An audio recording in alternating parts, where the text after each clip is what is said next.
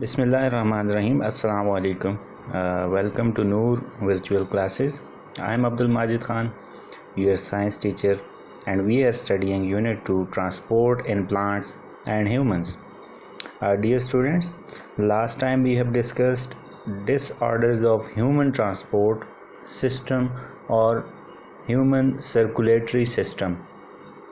यानी कि हमने ह्यूमन ट्रांसपोर्ट सिस्टम के डिसऑर्डर्स देखे थे, जिसमें सबसे पहले डायबिटीज़ या शुगर को हमने देखा कि ये क्या होता है। जब ब्लड शुगर का लेवल इंक्रीज़ हो जाए तो उसको हम डायबिटीज़ कहते हैं। इसका काज क्या है?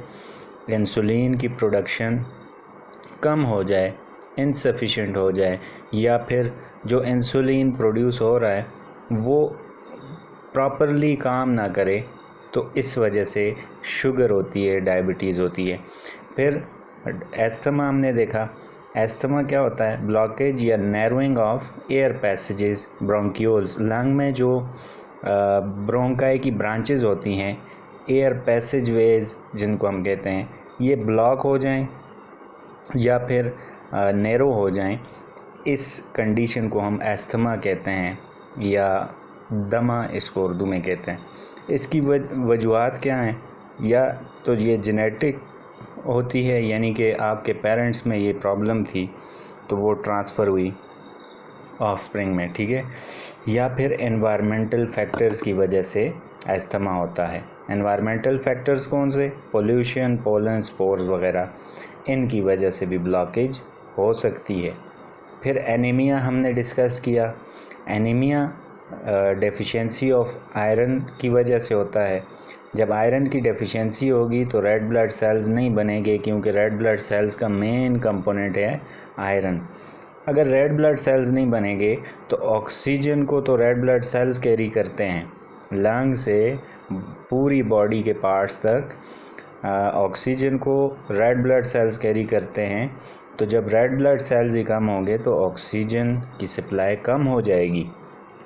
तो इस कंडीशन को हम एनीमिया कहते हैं, यानी कि हमारे सेल्स को प्रॉपरली ऑक्सीजन नहीं मिलेगी और प्रॉपरली ऑक्सीजन एनर्जी प्रोड्यूस नहीं होगी और बॉडी एक्टिविटी डाउन हो जाएगी। फिर नेक्स्ट हमने डिस्कस किया था थ्रोम्बोसिस। थ्रोम्बोसिस क्या होती है? ब्लॉकेज या नैरोइंग ऑफ ब्लड वेसल्स, यानी कि ब्लड वेसल्स की ब्लॉकेज या वो तंग हो जाए, नैरो हो जाए, इसको हम थ्रोम्बोसिस कहते हैं। और ये क्यों होता है? फैटी सब्सटेंस कोलेस्ट्रॉल की वजह से भी हो सकता है, ठीक है। जब हम ऑयली या फास्ट फूड, जंक फूड खाते हैं, उनमें कोलेस्ट्रॉल ज़्यादा होता है। या फिर ब्लड क्लॉट, यानी कि खून का जम जाना, इसकी वजह से भी ब्लड वेसल्स नैरो हो सकती हैं, इसको हम थ्रोम्बोसिस कहते हैं। आज का जो हमारा टॉपिक है वो है साइंटिफिक डेवलपमेंट्स, यानी कि साइंसी इजादात किस हवाले से treatment of transport system disorders, यानी कि ट्रांसपोर्ट सिस्टम के जो डिजीज़ेज़ हैं, जो डिसऑर्डर्स हैं, उनकी ट्रीटमेंट के लिए जो साइंसी इजादात हैं, डेवलपमेंट्स हैं, उनके बारे में आज हम डिस्कस करेंगे।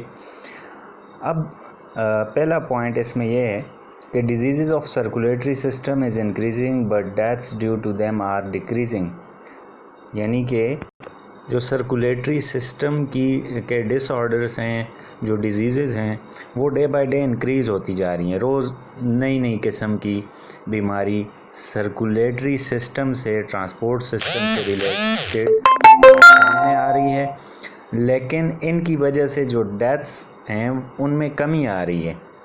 शुरू में सर्कुलेटरी सिस्टम की डिजीज़ कम होती थी, डेथ्स ज़्यादा होती थी। अब सर्कुलेटरी सिस्टम की डिजीज़ नई नई सामने आ रही हैं, ज़्यादा होती जा रही हैं ड्यू टू आवर फूड, जो हमारी डाइट है उसकी वजह से सर्कुलेटरी सिस्टम की डिजीज़ ज़्यादा होती जा रही हैं, या फिर एक्सरसाइज के कम होने की वजह से ज़्यादा होती जा रही हैं, नई नई डिजीज़ पैदा हो रही हैं, लेकिन डेथ्स पहले से कम हो रही हैं, डिक्रीज़ हो रही हैं। Deaths due to them are decreasing. अब वजह क्या है?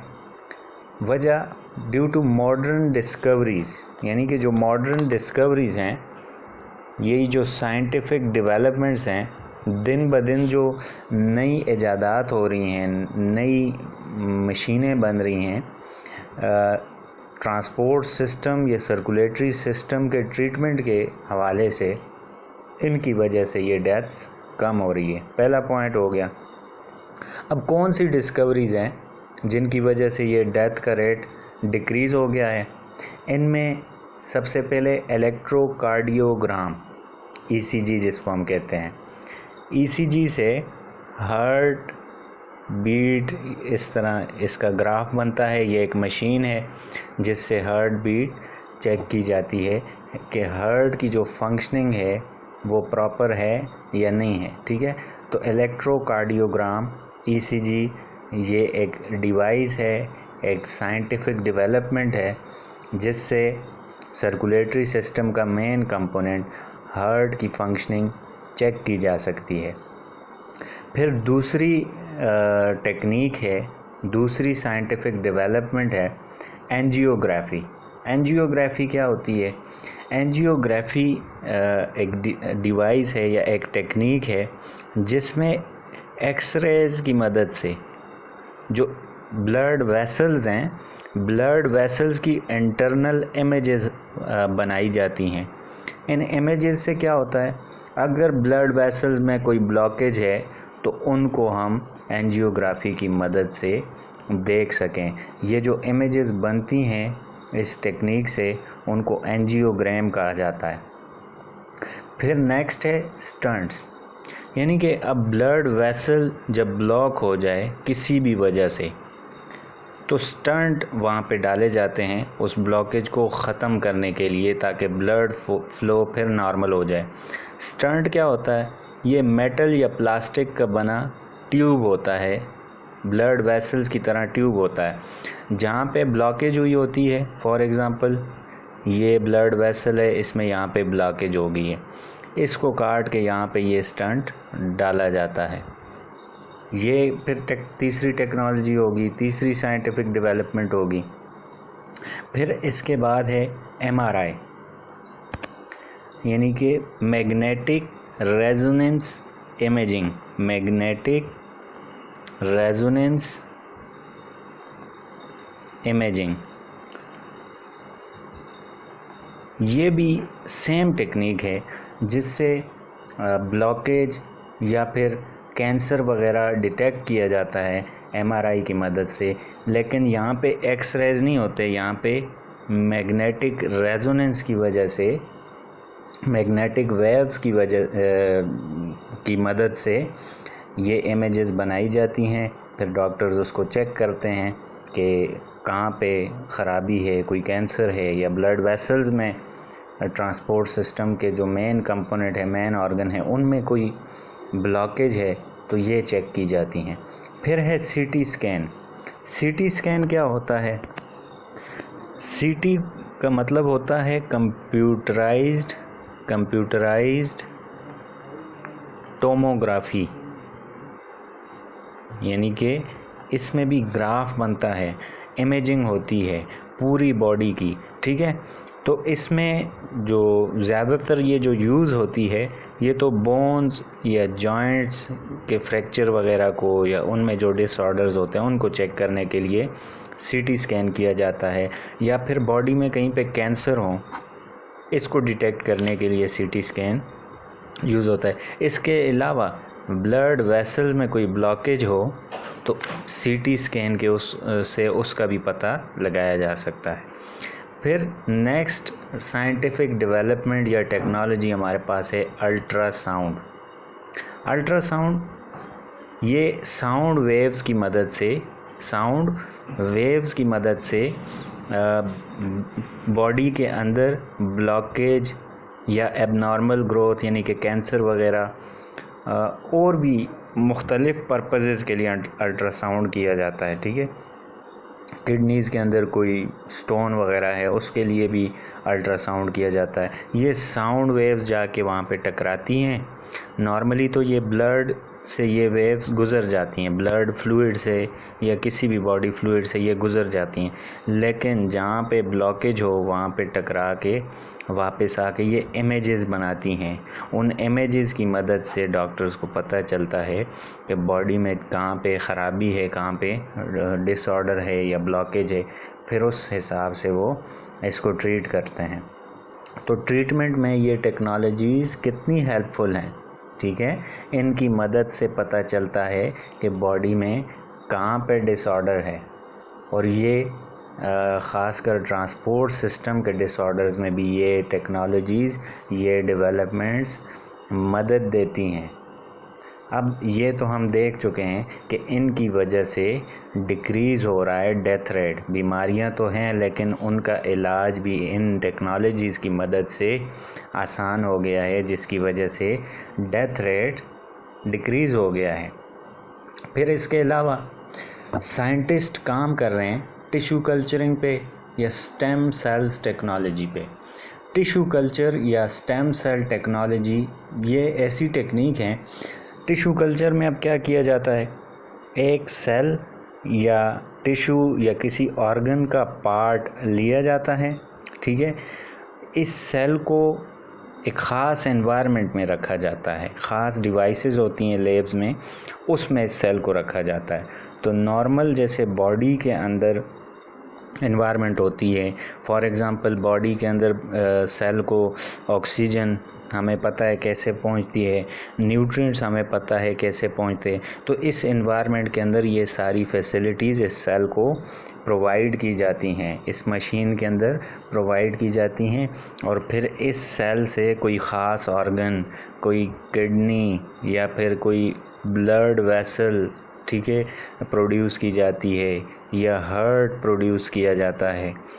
तो इन फ्यूचर ये पॉसिबल होगा, यानी कि आर्टिफिशियल ऑर्गन्स की प्रोडक्शन के लिए ये टेक्निक्स यूज़ की जाती हैं, टिश्यू कल्चर टेक्निक या stem cells technology. Stem cell technology क्या होती है, ये एक ख़ास सेल होता है, ठीक है। आगे जाके आप डिटेल से पढ़ेंगे सेल के बारे में कि सेल क्या होता है, इसके अंदर information in the form of genes, DNA, ठीक है।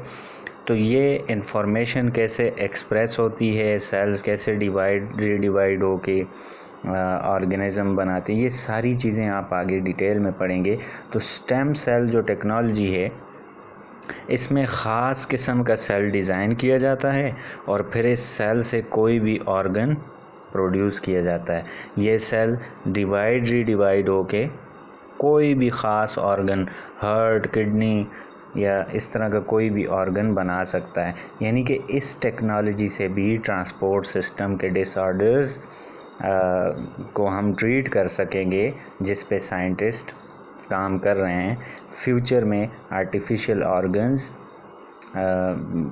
आसानी इन टेक्नोलॉजीज़ एंड डेवलपमेंट्स की मदद से बन सकेगी और इस तरह ट्रीटमेंट और ज़्यादा बेहतर हो जाएगी।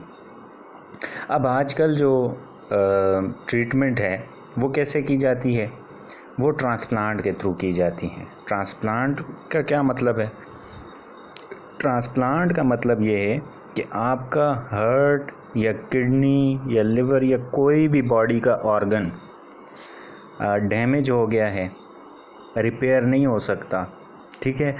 अब वो डैमेज या ख़राब हो गया है, उसको बॉडी से निकाल दिया जाता है, रिमूव कर दिया जाता है। रिमूव करने से एक किडनी रिमूव की, दूसरी काम कर रही है, चलें गुजारा हो जाएगा।